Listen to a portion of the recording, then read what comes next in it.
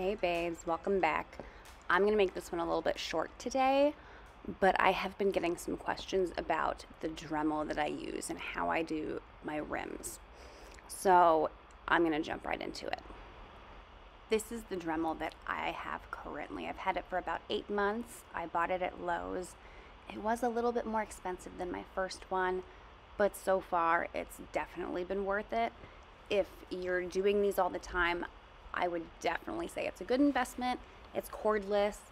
You can adjust the speeds. It comes with all of this stuff. Honestly, that's the only one that I've ever used or needed. All that other stuff is kind of just there. I buy these on Amazon. These are the flapper wheels. And they come with the small one like this and a bigger one. And for the longest time, I was throwing all the bigger ones away, thinking that I could only use the small ones, which wasn't true because the bigger ones work just fine. So you can play with your speed settings. I've found that 20 normally works best for me.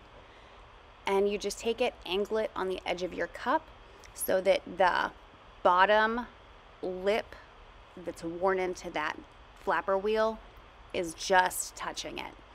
And when you're first starting out with this, make sure you're going slow and gentle, but don't stop. If you leave it in the same spot for too long, it's going to eat more of your cup and sand off more than you want it to. So make sure it's constantly moving around that rim.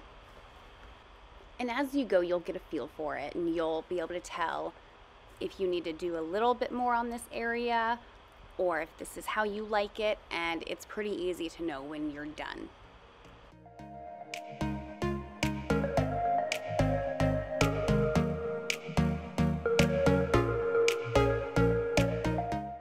Okay, so here I want to show you how I change out the bits on there. I did not have the tiny little screwdriver that this kit came with, so I had to improvise with some pliers. But it works. Popped off the first one, and you're just gonna put the second one right back in, press the button down. You can tighten it with your finger as much as it'll go, and then give it a nice extra tight. And then you're ready to start using it. So I always start on the back portion because the flapper wheels are flat when you get them, and I will start. You can kind of see how that line is creating in the Dremel wheel, and it's not totally centered. It's a little bit more to the back of it, and that's what I want.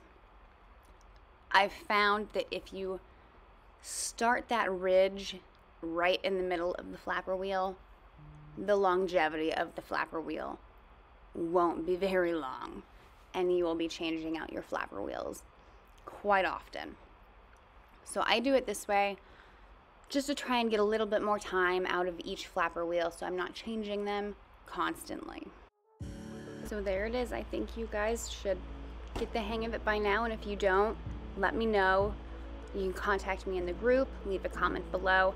I am more than willing to help you out and figure out what you're doing wrong and what we can do to fix it. Thank you guys so much for watching. I hope this was helpful. Don't forget to like and subscribe.